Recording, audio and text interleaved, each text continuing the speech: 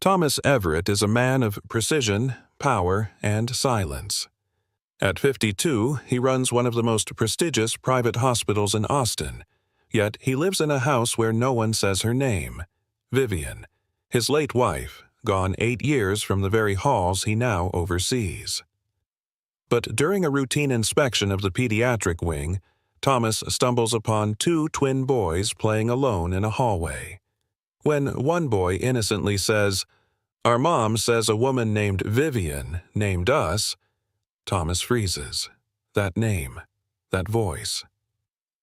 What starts as a passing moment ignites a deeply personal mystery, one that forces Thomas to confront a chapter he thought was closed. Who is their mother? Why does she carry Vivian's memory? And what if these children somehow are connected to the love he lost? As his carefully constructed world begins to shift, Thomas must choose between the safety of solitude and the vulnerability of connection. Stay with us as this emotional journey unfolds.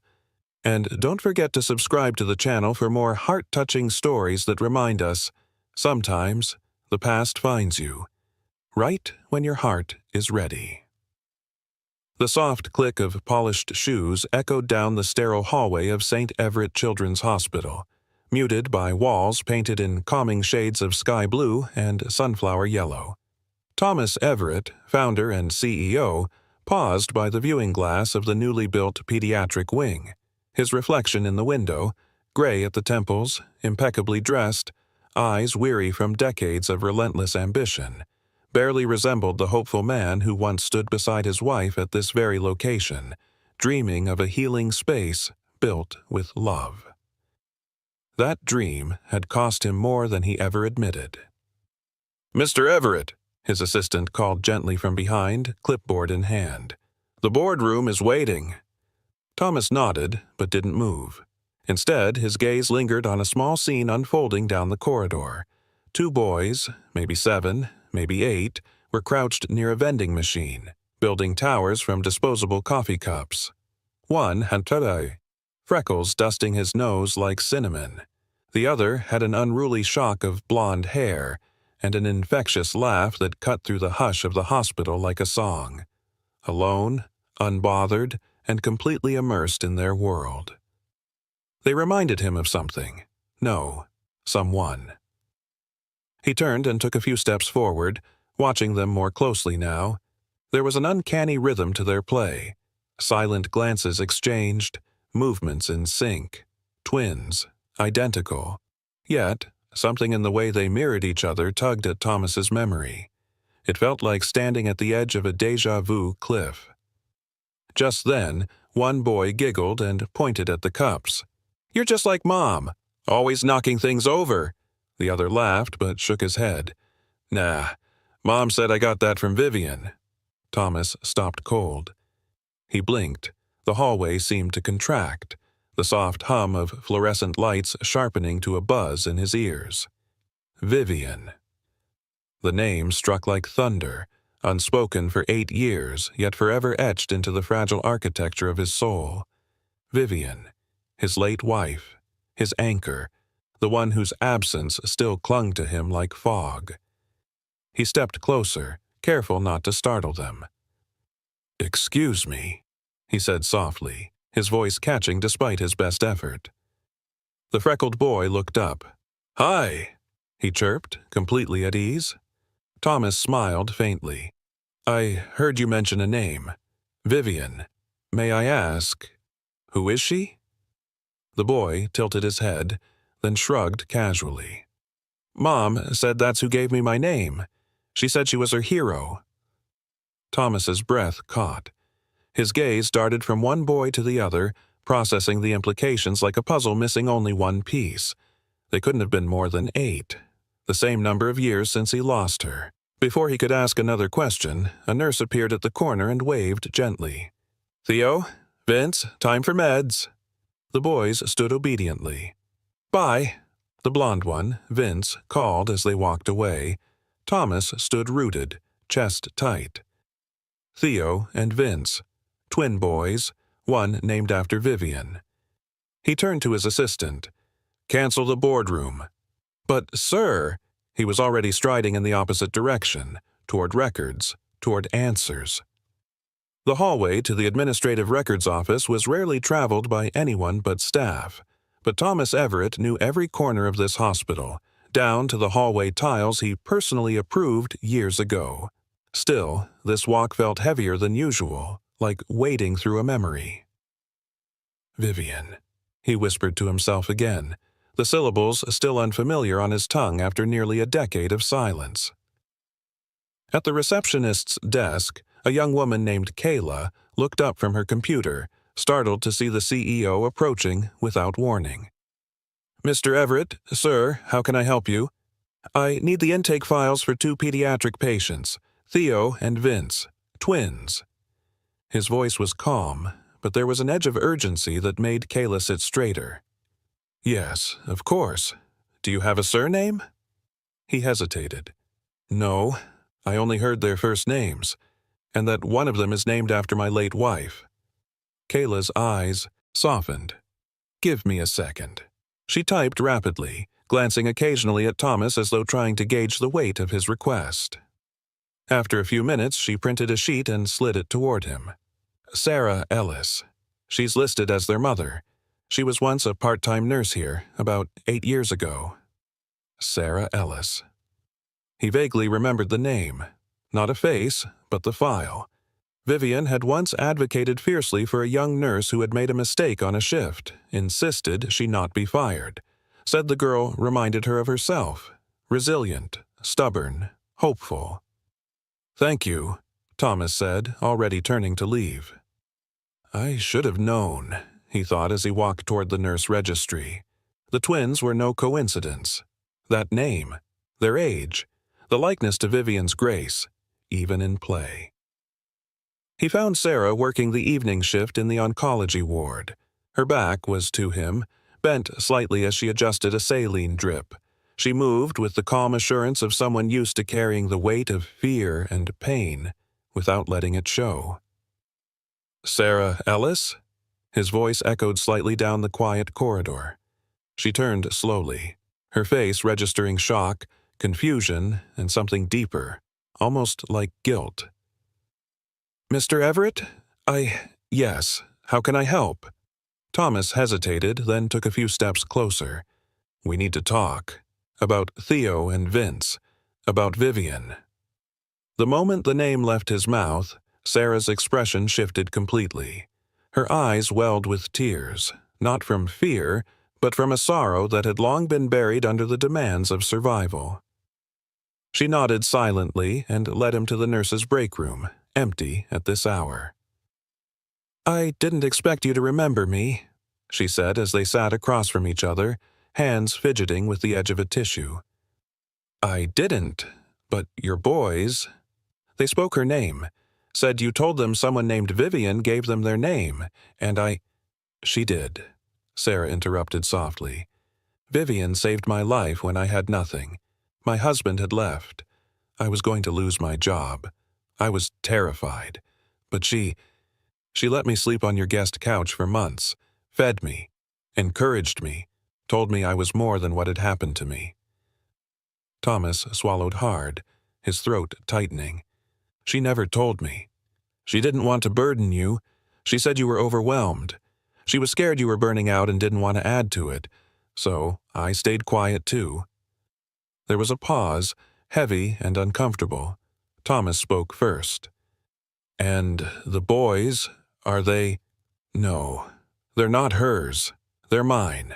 But I gave them the middle name Vivian because I wanted them to grow up knowing the name of the woman who gave their mother hope." A knot that had formed in Thomas's chest slowly began to loosen. "They're beautiful," he said quietly. "You've raised them well." Sarah smiled, wiping at the corner of her eye. "They're good boys, full of mischief and big questions, especially about the woman they were named after." Thomas leaned back in his chair. "They asked me about her. I didn't know what to say." "You could tell them," Sarah said gently. "Tell them who she was, what she meant to you. That would mean everything to them." He looked down at his hands. "I haven't said her name aloud in years, not even to myself. Maybe it's time you did." Outside the break room window, the pediatric floor remained quiet. The cleaning crew was mopping, soft lullabies playing from a speaker above the nurse's station. Thomas stood slowly. "I want to take you and the boys to dinner," he said. "Not as a CEO, as someone who owes your family a great deal." Sarah nodded. "They'd like that. They've never been to a restaurant with cloth napkins." Thomas managed a smile. "Then let's fix that." As he walked away, the name Vivian no longer echoed painfully. It resonated. Thomas Everett had hosted galas with senators, board meetings with billionaires, and award dinners in glass-walled ballrooms overlooking the Austin skyline. But nothing had ever made his hands tremble like holding the booster seat as Theo climbed into the restaurant chair beside him, chattering excitedly about fancy ketchup. Across the table, Vince was carefully folding his cloth napkin like a magician about to perform a trick. Sarah, seated beside them, looked at Thomas with a mixture of amusement and motherly exhaustion. "I warned you," she said gently, smiling. "They've never done this before. They think cloth napkins mean royalty." Thomas chuckled, a sound rusty from years of disuse. "I think I used to believe that too." The waiter approached and greeted them with a polished tone, but when Theo asked if the chicken nuggets come with a toy, the illusion of high society vanished, replaced by something far more genuine. Laughter, curiosity, joy. Dinner unfolded slowly, but richly. Sarah shared bits of her past, how she'd gone back to school part-time, took night shifts, how she juggled 2 growing boys and a healing heart. Thomas listened intently, not just out of interest, but need. This woman had been a thread in Vivian's life. Her story connected pieces of his wife he never knew were missing.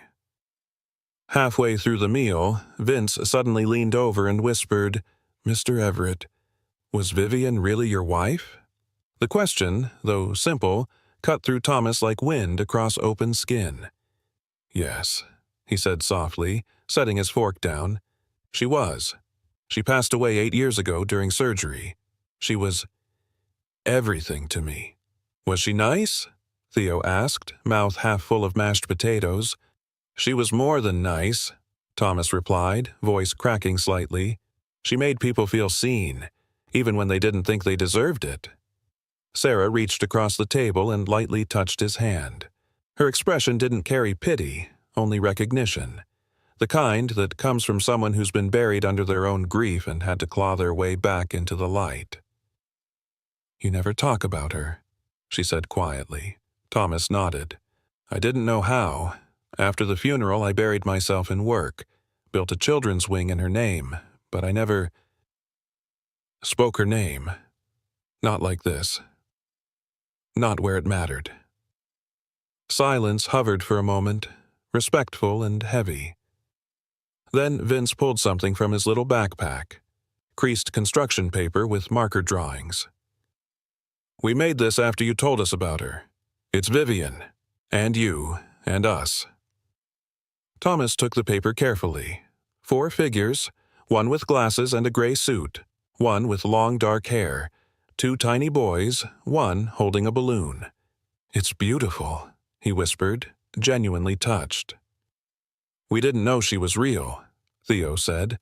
"Mom just said she helped us a long time ago, but now we know she's kind of like family." Thomas looked up sharply, eyes watering.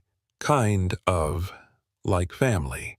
The phrase cracked something in him, something that had long been sealed away by years of sorrow and silence. "She was the best part of me," he admitted. "And if she helped your mom, if she helped raise you in some small way, then yes, that makes us family."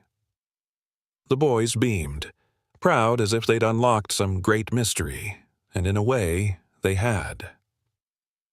Later that evening, as they walked out under the velvet Texas sky, Sarah reached for Thomas's arm. "You know, I used to pray someone would help us like she did. When Vivian died, I thought the thread was gone, but you—" She paused, emotion tugging at her voice. You kept it alive without knowing. That means something. Thomas looked at her earnestly. I want to do more than just keep it alive. I want to honor it. You already are, she said quietly. They paused near the curb as the valet brought around her aging sedan. The boys ran ahead, chasing each other with shrieks of joy, blissfully unaware of the weight that had shifted in the air. Thomas turned to her, almost afraid to ask. Would you let me spend more time with them? Not as a CEO, as someone who wants to be around the people she once called home? Sarah looked into his eyes, saw no agenda, no transaction, just a man trying to rediscover what made life worth living. I'd like that, she said. They would too. And just like that, the first brick of a new foundation was quietly laid, built not from blueprints or profit margins, but from grief, hope, and second chances. The next morning, the hallways of Everett Children's Hospital buzzed with the usual rhythm, nurses on rounds, gurneys rolling past, the intercom humming soft instructions. But to Thomas, everything felt sharper now, brighter. The boys' laughter from the night before echoed in his ears, softening the clinical sterility of his world.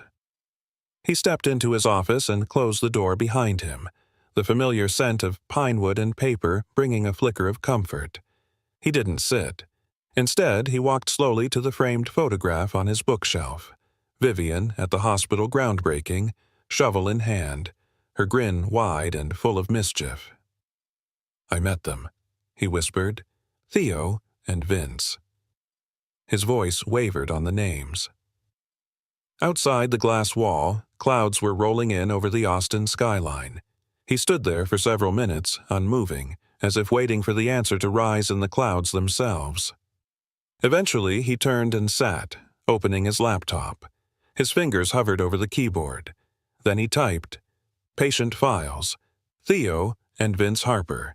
He hesitated, then overrode his own privacy lock to access the archived HR files. Sarah Harper, Pediatric RN. Employed 2009 to 2017. Resigned voluntarily. No red flags, no infractions. He clicked Notes. The memo chilled him. Personal emergency.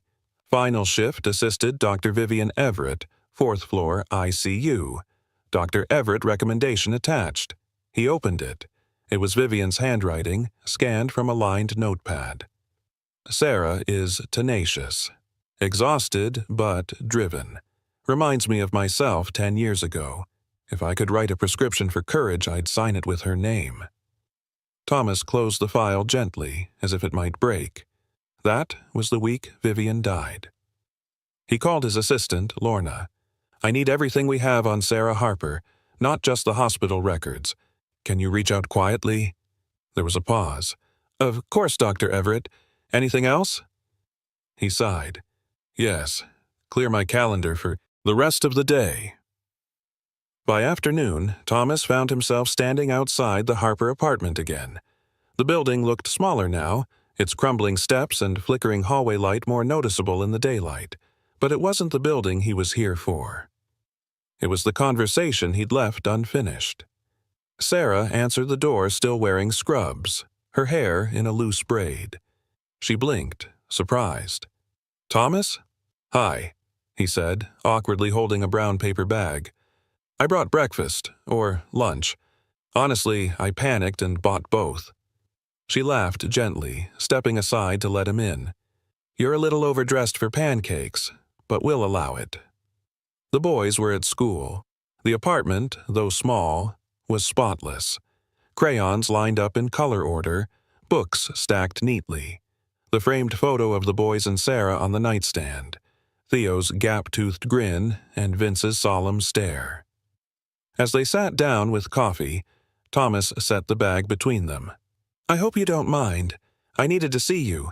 I needed answers.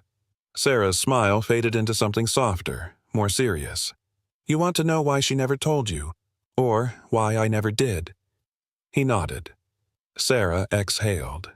Vivian and I became friends after my divorce. I had no one, No family nearby, no job security. When my landlord kicked me out, she offered me her guest room. Thomas closed his eyes, imagining it. The home they'd once built together, open to a stranger while he spent late nights at the office chasing progress.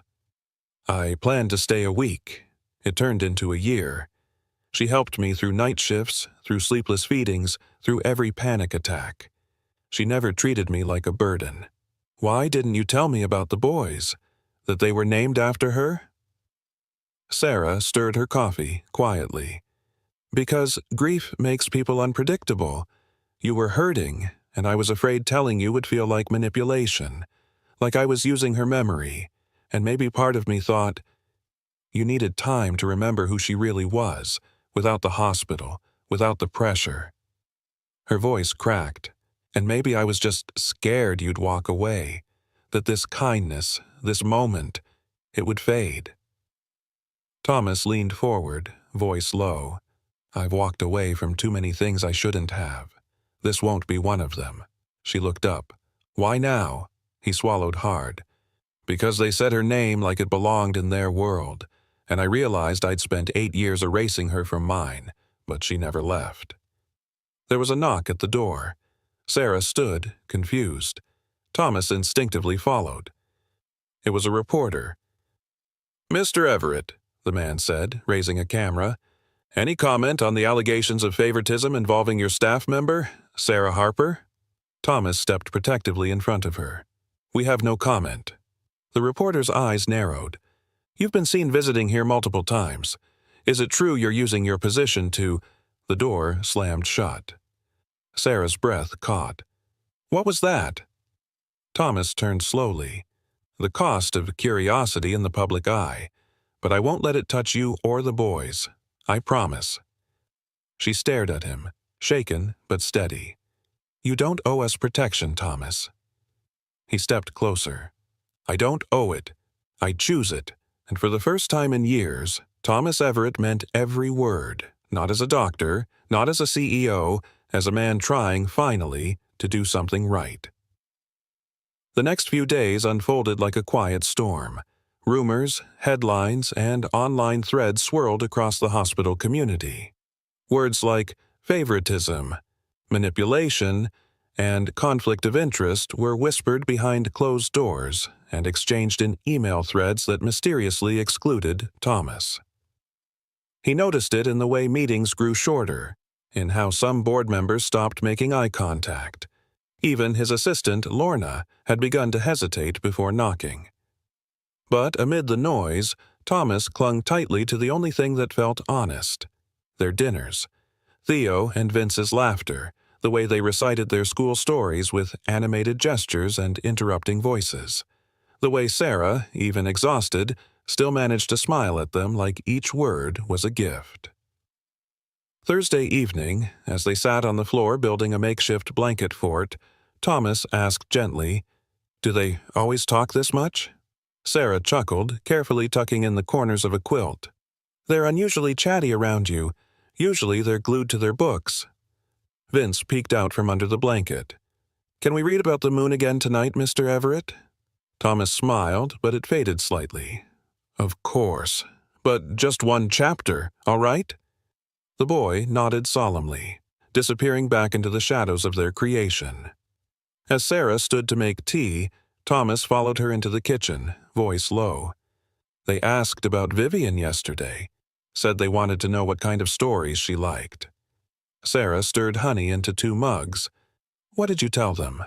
I said she loved thunderstorms, that she used to dance in the rain with no umbrella. Sarah's hand paused mid-stir. She did that? Thomas nodded, a smile brushing his lips. First date. She soaked her shoes just to prove I was too serious. She sounds alive in your memory. She is. More now than ever. There was a knock at the door. Thomas instinctively moved toward it, heart thudding. But it wasn't the press this time. It was a sharply dressed man in his early 40s, holding a thin briefcase and an expression carved from stone. Sarah Harper? She stepped forward, puzzled. Yes? He handed her a crisp envelope. My client, Mr. Drew Forster, is petitioning for custody of his sons, Theo and Vince. You'll find the court summons inside. Have a good evening." Before either of them could respond, he turned and left. Sarah stood frozen in the doorway. Thomas took the envelope from her trembling hands and opened it with careful dread. The words blurred as he read them. Allegations of instability, concerns about her finances, her living conditions, and her growing association with a man of significant power who may be manipulating the legal process. She whispered, "He hasn't seen them in 3 years." Thomas looked at her. "Then why now?" "Because he saw the news. Saw your face." Her voice cracked, and she sat heavily at the kitchen table. Her hands gripped the edge of the wood like it was the only thing anchoring her to the room. Thomas sat beside her. "You're not alone in this, Sarah." Her eyes found his, tired, but defiant. "He'll make it ugly. He always does." "Then we fight," Thomas said quietly, fiercely. "I have the best legal team in the state. We'll prove your fitness, your love, everything you've built." She looked down. "They're not mine by blood, you know. Drew and I had them through surrogacy. He's the biological father." Thomas stilled. "Does that mean—" "It means he thinks biology is all that matters. But I'm the one who stayed. I'm the one who soothed fevers, taught them how to tie their shoes, and held their hands when they asked about the woman they were named after." Thomas reached across the table, covering her hand with his. "Then let's show them that love is more than DNA." A beat passed in silence. "Do you think Vivian would have helped me?" Sarah asked suddenly. Thomas's throat tightened. "She already did. She gave you strength when you needed it most. And now, she's giving it to me too." That night, Thomas returned home to find a box waiting on his doorstep. No return address. Inside was an old photo album, one he hadn't seen in years. It must have been packed away after Vivian died. He flipped through the pages, fingers brushing over pictures of them in med school, volunteering abroad, laughing in the early days of marriage. Toward the back, a folded note slipped out. It was Vivian's handwriting, dated just weeks before her passing. "If something ever happens to me, I hope someone finds this. Sarah is worth trusting. She reminds me of us in the beginning. Don't forget who you were before the world made you afraid to feel." Thomas read it 3 times, his chest aching with the weight of everything left unsaid. But now, perhaps, it was time to say it all. The next morning, the city woke beneath a slate-gray sky, the kind that promised either a downpour or clarity. For Thomas Everett, it was both. He arrived at the hospital earlier than usual, not dressed in his usual tailored suit, but in jeans and a navy pullover, something Vivian used to say made him look less like a corporate ghost and more like a human being. He moved quickly through the corridors, but not to his office. Today, he had a different destination. Downstairs, in the family resource wing, Theo and Vince were already sitting cross-legged on the floor, building a spaceship out of blocks. Sarah sat on a small plastic chair, reading softly from a children's book. Her voice cracked slightly when she saw him. He knelt beside the boys. "Hey, engineers, got room on that ship for one more crew member?" Theo beamed. "You can be the commander," Vince added, "but you have to wear a helmet made of pillows." Thomas grinned. "Deal." Sarah watched the scene with a mixture of relief and quiet dread. The legal papers were still on her kitchen table, a bruise on the day. But for now, her boys were happy, and she would take every second of peace she could. After playtime, as the boys were led off to an activity class, Thomas motioned Sarah into the small waiting room nearby. He closed the door softly behind them and reached into his coat pocket. "I found this last night," he said, placing a folded letter on the table between them. "Vivian wrote it, about you." Sarah's hands trembled as she picked it up and read. Her eyes grew glassy as she reached the end. She believed in me," she whispered, voice thick. "Back then, I was just trying to survive. I didn't know she noticed." Thomas sat across from her. She noticed everyone, especially those who carried burdens in silence. They sat there in quiet stillness for a moment before Sarah asked the question that had been forming in the cracks of her doubt. "Why are you still here, Thomas? Really?" His answer came without hesitation. "Because I lost the person I loved most without ever telling her enough. Because I've lived 8 years with a hollow echo in my chest. And because those boys carry her name like a lighthouse, I can't ignore that anymore." Sarah exhaled, slowly, painfully. "What if we lose? What if the court decides biology matters more than loyalty? Then we appeal. We fight. I will not let that man use his bloodline to erase the life you've built with them." Her lip quivered. "And if we win?" Thomas leaned forward, his voice low and steady. "Then we raise them. Together." That evening, the hospital's board held an emergency meeting. Rumors had reached every department, and though most stayed silent, a few had begun to speak out, questioning Thomas's judgment, his impartiality, his future as CEO.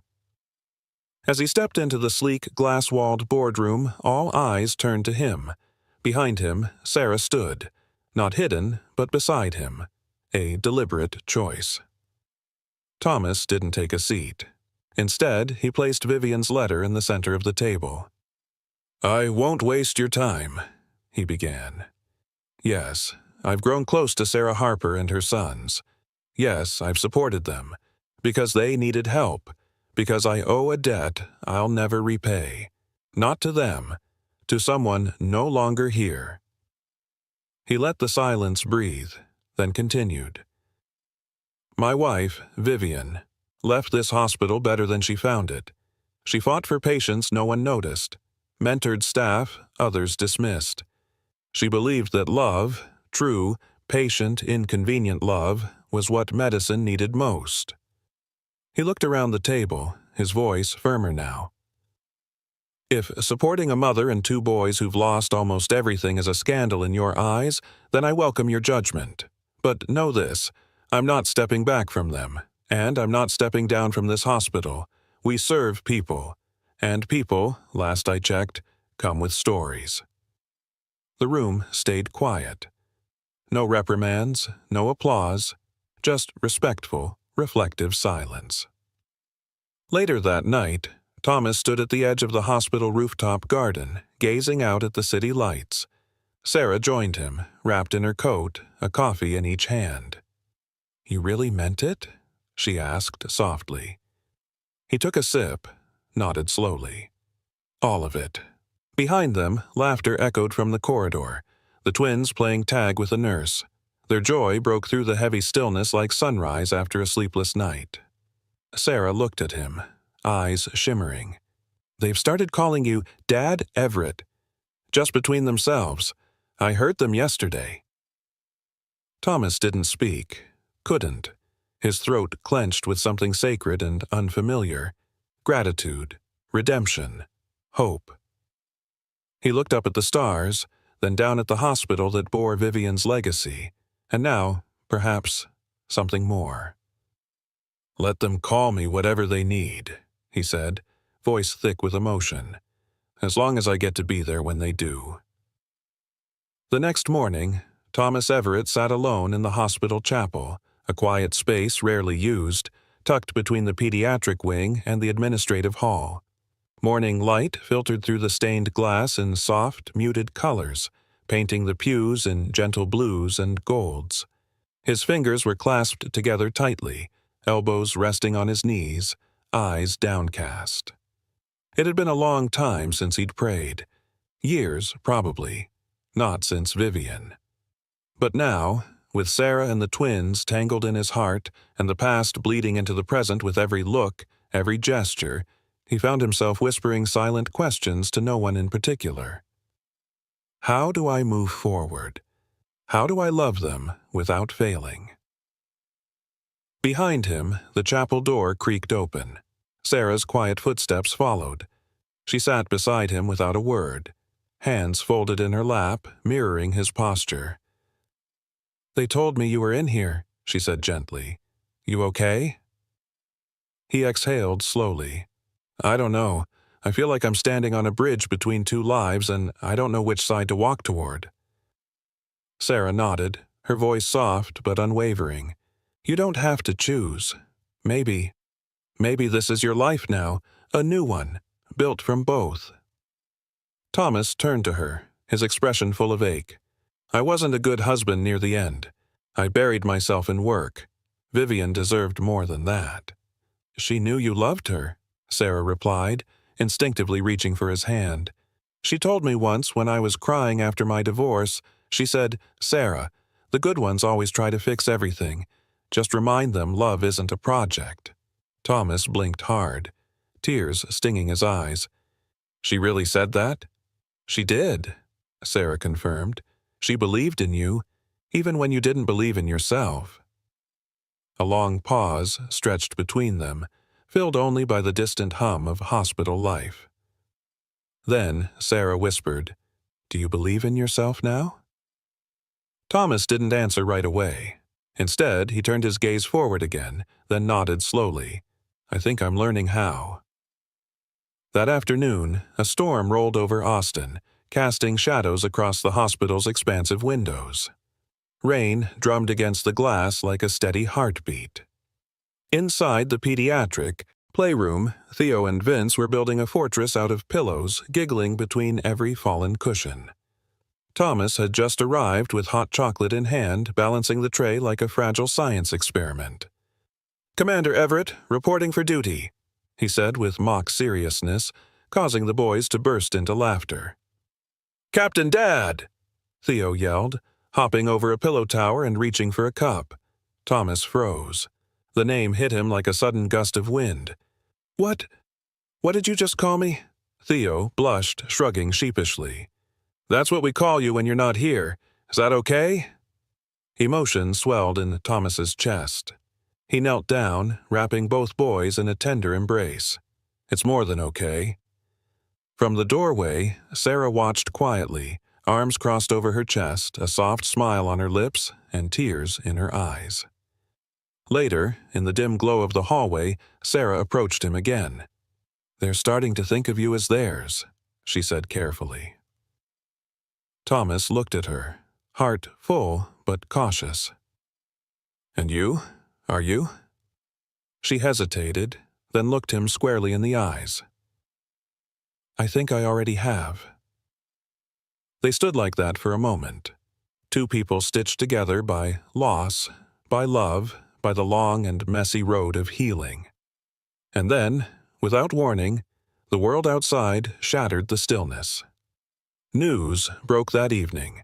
An anonymous tip had been sent to a local blog accusing Thomas of using Sarah and the twins for a publicity stunt.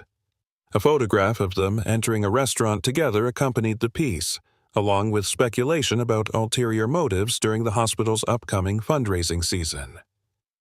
The headlines spread quickly. Staff whispered. Patients' families gawked. Sarah's phone buzzed non-stop with questions from friends and former colleagues. Her eyes filled with panic as she turned to Thomas. "They're saying I'm some kind of pawn, that I let you use my boys to make yourself look good." Thomas's jaw clenched. "You didn't do anything wrong. This is my burden to carry." But she shook her head. "No, this isn't just about you. They're dragging our family into this." Our family. The words clung to the air like music and warning all at once. "I'll go public," Thomas said. "I'll speak to the press, tell them everything." "No," Sarah said firmly. "Not yet. Not until we know who started this. Because whoever they are, they're not done." A long, tense beat passed. Thomas lowered his voice. "You think it was him? Theo and Vince's biological father?" Sarah nodded, her voice trembling. "He's the only one with something to gain. If he can make me look unstable or manipulative, he has a case for custody." Thomas's blood ran cold. "Then we'll fight," he whispered fiercely. "And this time, I won't lose what matters." The rain had not let up for 2 full days. The sky above Austin remained cloaked in heavy gray, mirroring the growing tension inside the hospital walls. Thomas Everett sat in his office with the blinds drawn and his laptop open to an unsettling tab, an expose-style article accusing him of manipulating a vulnerable nurse and exploiting her children for a humanizing image during a time of financial scrutiny at the hospital. His jaw clenched as he reread the closing line. Is Thomas Everett the savior he claims to be, or just another CEO hiding behind someone else's story? Who sent this? He muttered bitterly. A knock interrupted his thoughts. Janine, his assistant, peeked in. The press is outside again, 3 stations now, and HR says you're being requested for a statement. Thomas closed the laptop slowly, forcing himself to stay composed. Tell them I'll handle it in the morning. Sir, Janine said hesitantly, they're saying you're only close to Sarah to dodge questions about the hospital's charity fund. They even contacted Theo and Vince's school. Thomas's heart dropped. The boys? They're fine, just confused. But I thought you should know. That was the final straw. He stood up, walked to the window, and looked down at the street where camera crews had parked in front of the children's wing. Anger simmered beneath his usually calm demeanor. This wasn't just gossip anymore. This was personal. Someone had crossed a line, and he had a sinking feeling he knew exactly who was behind it. Later that evening, Sarah sat curled on the couch of her small apartment, arms around Vince while Theo leaned against her other side. She had just hung up after a stressful call with her lawyer. I should have seen this coming, she whispered. Theo looked up. Is it because of us? No, baby, none of this is your fault. But people are saying stuff, Vince murmured, that you're not our real family anymore. Sarah's voice cracked. You are my everything, and no one, not even the people yelling on TV, can change that. The doorbell rang. Sarah tensed before walking to the door, checking the peephole first. When she saw Thomas standing there, soaked to the bone, holding a large folder, she immediately let him in. You shouldn't be here, she said, handing him a towel. The neighbors are already talking. I don't care, he said honestly. I'm not here to hide. I'm here to fix what I should have protected. He opened the folder and placed its contents on the table. Emails, surveillance photos, and a legal document bearing the name Gregory L. McAdams. Sarah froze. That's your ex-husband's uncle, Thomas finished. He's been quietly building a case for weeks, filing motions behind our backs. He leaked the story. Sarah's knees nearly gave out. But why? He hasn't been in our lives for years. Because he's betting the court will favor blood over bond. Especially with your past divorce and part-time job. He wants custody. Her voice trembled. He doesn't even know the boys. Thomas's voice softened. But I do. There was a silence between them, thick with shared fear and rising resolve. What do we do? She finally asked. Thomas sat across from her, gaze unwavering. We fight back. We show the court what real family looks like, and we make them listen. The next day, Thomas called an impromptu press conference, not in a polished auditorium or boardroom, but in the hospital garden, where Theo and Vince often played tag. The reporters gathered under umbrellas, murmuring to one another until Thomas stepped up to the microphone. He wasn't wearing his usual suit. Instead, he wore a windbreaker, jeans, and a solemn expression. I've been accused of using a grieving mother and her children to humanize myself, of manipulating an image to distract from hospital matters, he began, his voice steady but tinged with emotion. Here's the truth. I did not plan to meet Sarah. I did not expect to care, and I never intended to change my life, but I did meet her, and now I do care, and my life has changed, for the better. The murmurs quieted. I'm not here to polish my name. I'm here to protect 2 children who call me Dad Everett and a woman whose resilience inspires me more than any boardroom victory ever could. If standing beside them costs me reputation points, then so be it. But let me be clear, I'm not going anywhere." He stepped back. Cameras flashed. Reporters yelled questions.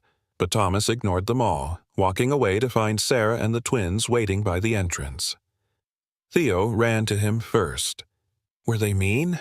the boy asked worriedly. Thomas knelt beside him. "Not today." Sarah placed a hand on his shoulder, whispering, "You didn't have to do that." He looked up at her, sincerity pouring from his gaze. "Yes, I did. For you, for them, for us." Later that night, as the rain finally gave way to stars, Sarah tucked the twins into bed. In the hallway, Thomas lingered near a framed photo of Vivian. Her eyes sparkled with the same clarity they always had. Sharp, loving, brave. He touched the frame gently. "I'm doing my best, Viv." Sarah stepped beside him.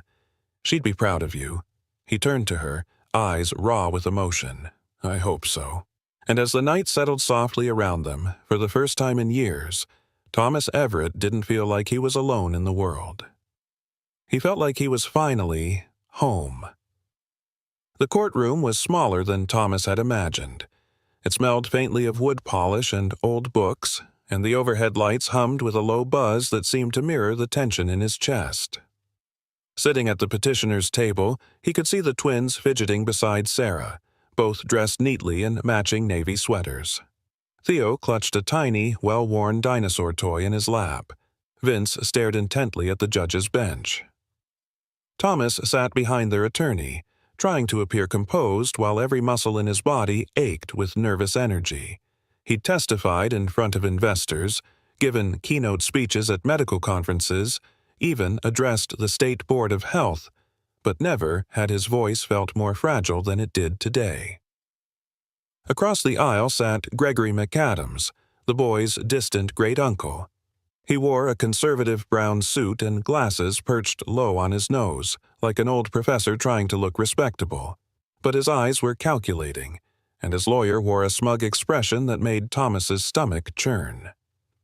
The judge, a woman in her 60s with silver hair and perceptive eyes, entered and sat down. The courtroom rose, then settled, and with that, the hearing began. "Your Honor," McAdams's lawyer began smoothly, "we are here today because my client is deeply concerned about the well-being of his great-nephews.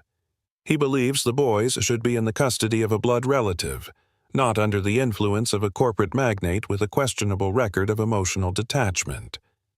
Thomas's jaw tightened. "Our concern," the attorney continued, "is that Mr. Everett's sudden interest in the boys coincides suspiciously with media scrutiny over his hospital's finances. We believe this arrangement is less about love and more about damage control." Gasps rippled through the gallery.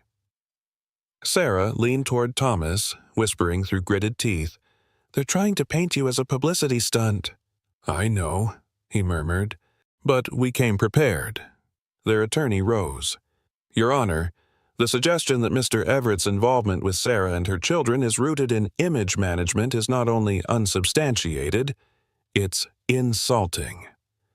We will show through testimony, written documentation, and personal statements that his role in these children's lives is real, heartfelt, and grounded in genuine care." The judge nodded slowly. "Let's proceed." Thomas took the stand first. Under oath, his voice trembled at the start but quickly settled into quiet strength. "I didn't plan to become part of their lives," he admitted. "But from the moment I heard Theo say my late wife's name in that hospital hallway, something shifted inside me. At first, it was just curiosity. Then it became memory. And then it became love."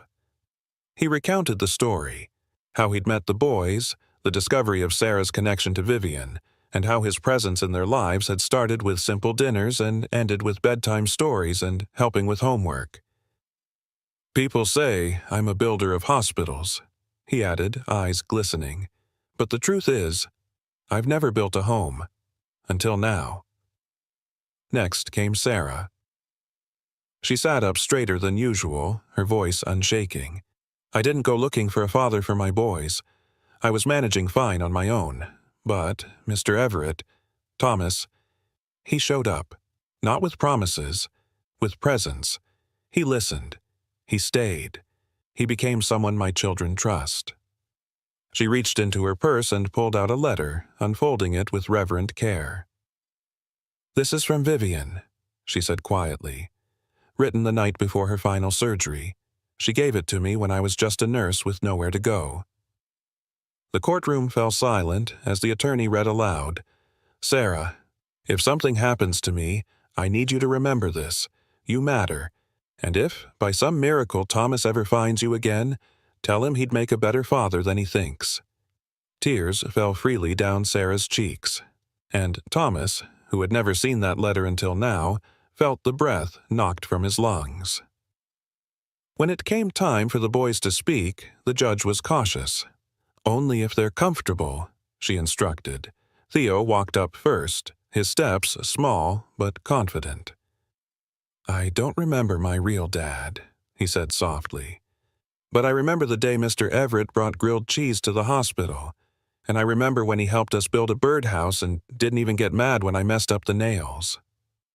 Vince followed, dragging a piece of paper with him. It was a drawing, stick figures under a big tree with the words "Our Family" written in blue crayon.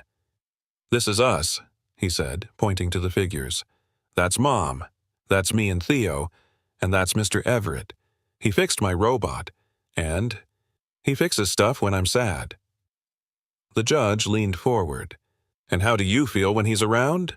"Like it's safe," Vince whispered. After a long recess, the judge returned. She looked at Gregory McAdams and spoke plainly. "Biology does not equal parenthood. What I've heard today is a story not of convenience, but of commitment." She turned to Sarah. "You remain the primary guardian." Then to Thomas. "But I'm granting you co-guardianship as their legal guardian partner. Continue showing up. These boys are worth it." The gavel came down, and for the first time in years, Thomas Everett exhaled, not as a CEO, not as a widower, but as a father. The sun peeked through the blinds of Thomas Everett's study the next morning, casting long beams of soft gold across the floor. The house, once solemn and echoing with silence, now bore the unmistakable marks of life. Forgotten socks near the couch, crayon drawings taped proudly to the fridge, and the occasional sound of twin laughter tumbling down the hallway like music he hadn't realized he missed.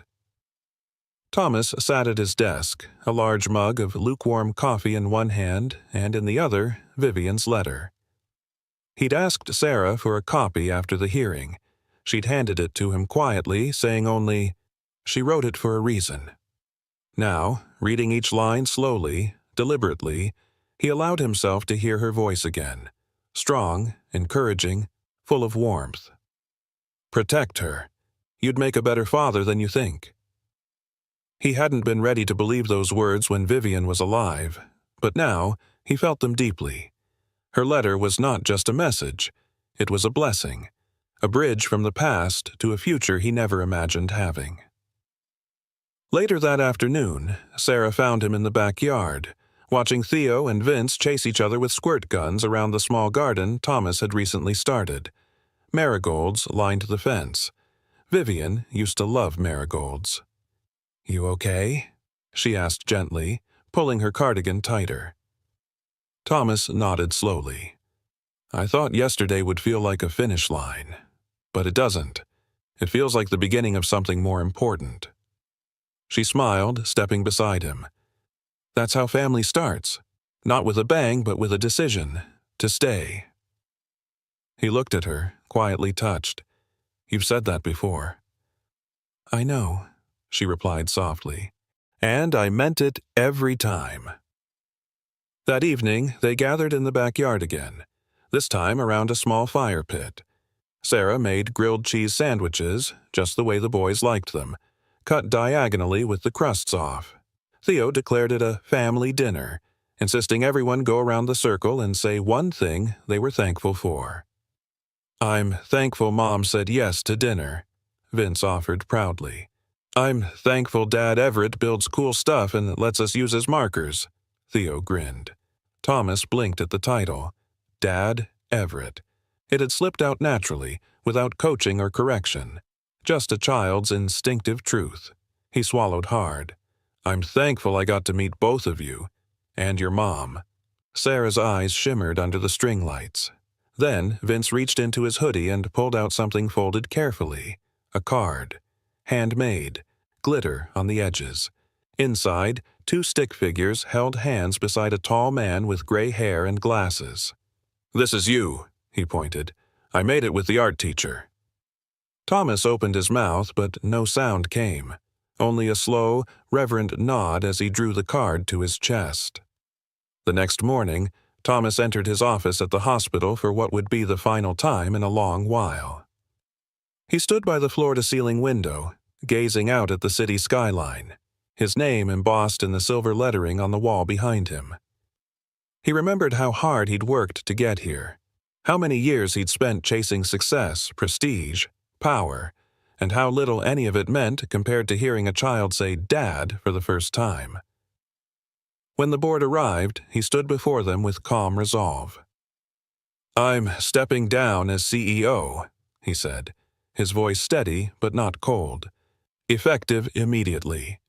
Gasps and murmurs rippled through the room. I'm not leaving because of the audit, he continued, or the media. I'm leaving because I finally found something I can't delegate, being present, being accountable, being a father. No one argued. They saw the clarity in his eyes, the sincerity. The next day, he packed up the last box from his office and drove across town. Not to a boardroom, but to the community clinic Sarah had always wanted to open. He'd bought the building quietly 2 weeks ago. Renovations were already underway. A brass plaque would soon hang above the door, the Vivian Rose Wellness Center, named in honor of the woman who'd believed in people before they believed in themselves. As Sarah stood beside him that afternoon, overseeing construction with a clipboard and her ever-steady focus, Thomas turned to her. This was your dream, he said. She shook her head, tears pricking the corners of her eyes. Vivian's faith made me brave, but you made it real. He didn't need to reply. Instead, he picked up a paint roller and began helping coat the lobby walls a soft lavender, the boy's favorite color. From the hallway, Theo peeked in. Are we almost done? He asked excitedly. Miss Ruth said we can hang our drawing when the paint dries.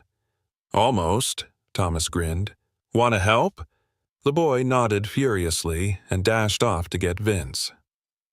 That night, after the kids were asleep, Sarah found Thomas sitting outside, watching the stars with a blanket draped over his lap. You're quiet, she whispered, sitting beside him. He nodded, then turned to her with quiet gratitude. For the first time in years, I'm not wondering what's next. I'm living it. She smiled, resting her head on his shoulder.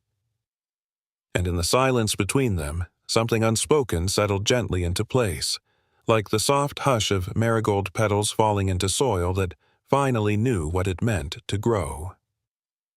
The weeks that followed were the kind that unfolded quietly, steadily, like a gentle tide washing over sand that had long forgotten how to stay soft. Thomas Everett had once lived by appointments and alarms, crisis calls and spreadsheets, but now he lived by school drop-offs, lunchbox notes, and the sound of laughter echoing through a house that had known only silence for too long. Theo had claimed the left side of the couch as his official robot design zone, while Vince preferred to sprawl across the carpet, drawing imaginary cities with crayons and making up stories with voices. Thomas watched them often, not as a guest in their world, but as someone slowly being written into their chapters. One Sunday afternoon, Theo tugged at his sleeve while he trimmed roses in the backyard. Dad Everett? The name still startled him every time, but he had stopped correcting it weeks ago. Yes, buddy? Do names last forever? Thomas paused, the shears hovering over a bud that hadn't yet opened. What do you mean? Well, Theo began thoughtfully. Mom said I was named after someone important, and that we keep names so we don't forget. But what if I want to add a name? Thomas crouched beside him, heart thudding gently. What name would you add? The boy hesitated, then whispered, Everett, so I could be like you. Thomas felt his throat tighten. You already are, he said, voice thick. But if that's something you want, we'll talk to Mom. Together. Inside, Sarah stood at the kitchen window, her eyes misting over as she listened. She wasn't trying to eavesdrop, but some moments catch you off guard, and this one rooted her in place with quiet awe. Later that night, as she sat with Thomas on the back porch, she brought it up. They want to be seen, she said softly, not just by you, but as yours, fully. Thomas ran a hand through his graying hair. I want that too. I didn't expect to, but I do. She took his hand gently. Then let's do it. Not just legally. Let's make it real in every way that matters. 2 weeks later, standing before a judge in a modest courtroom, Thomas held both boys' hands.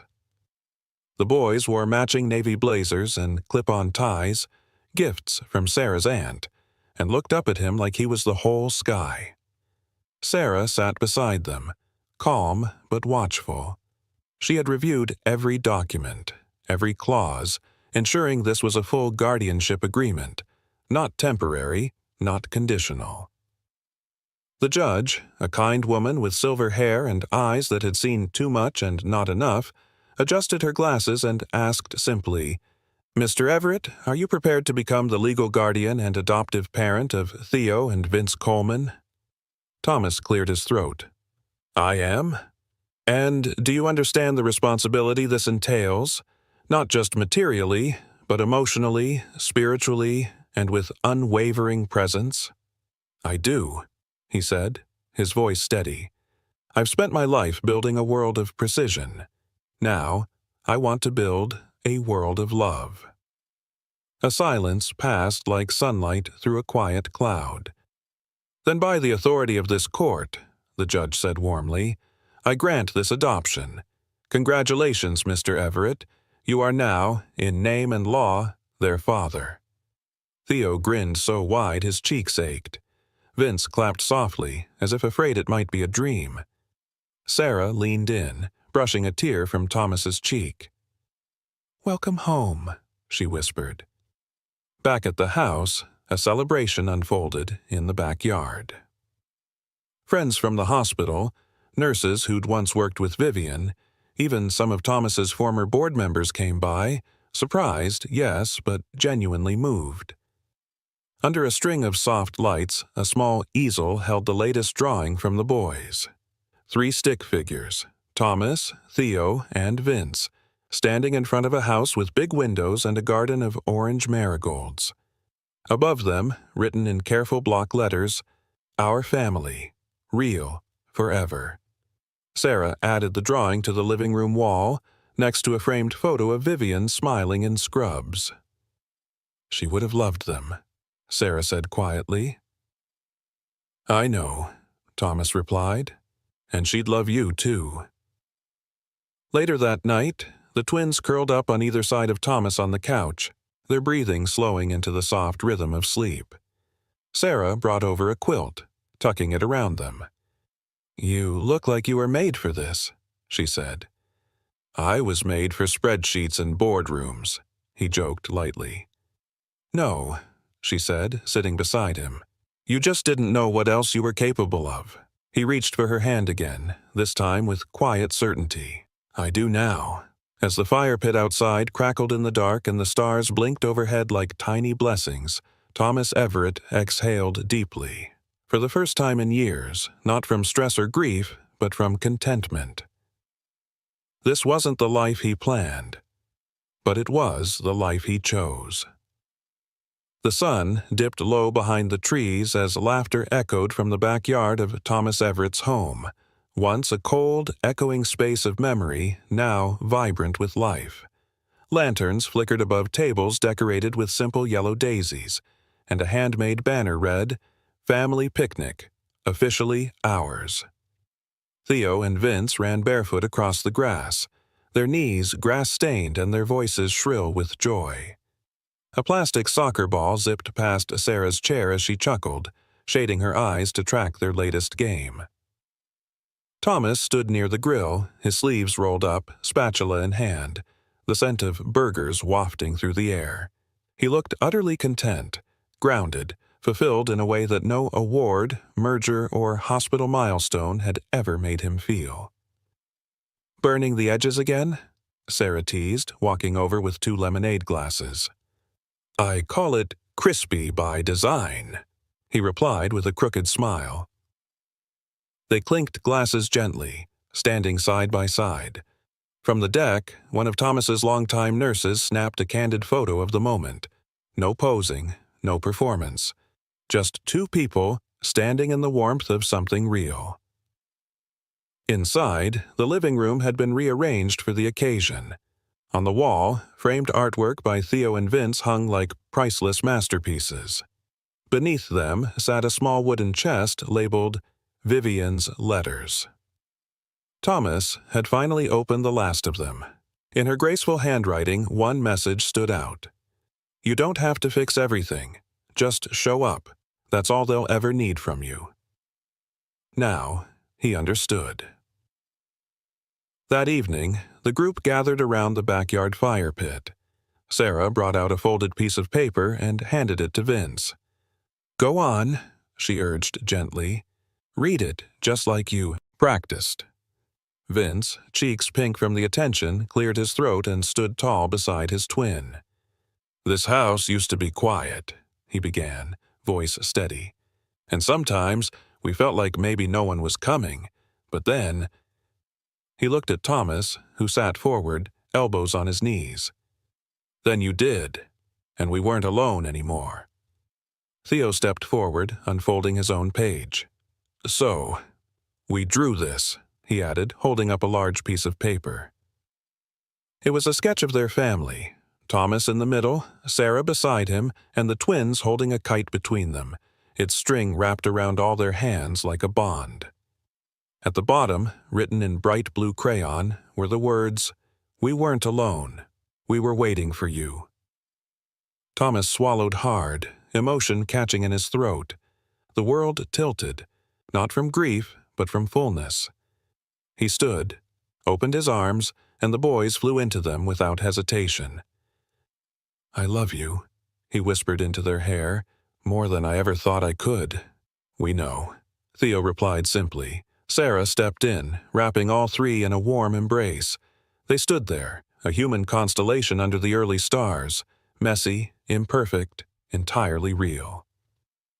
Later that night, after guests had gone and the boys were tucked into bed, Thomas wandered into the kitchen where Sarah was finishing the dishes.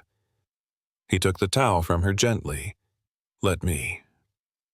She smiled and leaned against the counter, watching as he dried the last of the plates, methodically, carefully, like it mattered. When he was done, he turned to her. "I used to think love was something that had to be earned," he said softly, "or something you lost if you made a mistake. And now I know it's something you return to, if you're lucky enough to get the chance." She stepped closer, brushed a strand of gray from his forehead. "And what will you do with your second chance?" He didn't hesitate. "Everything." Months later, at a school open house, a teacher approached Thomas as he studied a robotics project with Vince's name proudly written on the side. "He talks about you all the time," she said kindly. "He calls you his forever parent. Said you showed up with tools and stayed to build a life." Thomas smiled, blinking away emotion. "That's about right." The boys thrived. Theo had taken up piano, Vince had joined the science club. Sarah returned to work part-time at the hospital, but every evening they gathered at the same table, where meals and stories flowed freely. No ghosts, just growth. Vivian's photo remained in the hallway, never hidden, always honored, and beneath it hung another frame now, one that Sarah gifted Thomas on his birthday. Inside was the boy's drawing.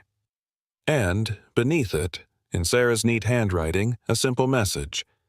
Home isn't where you start, it's where you choose to stay.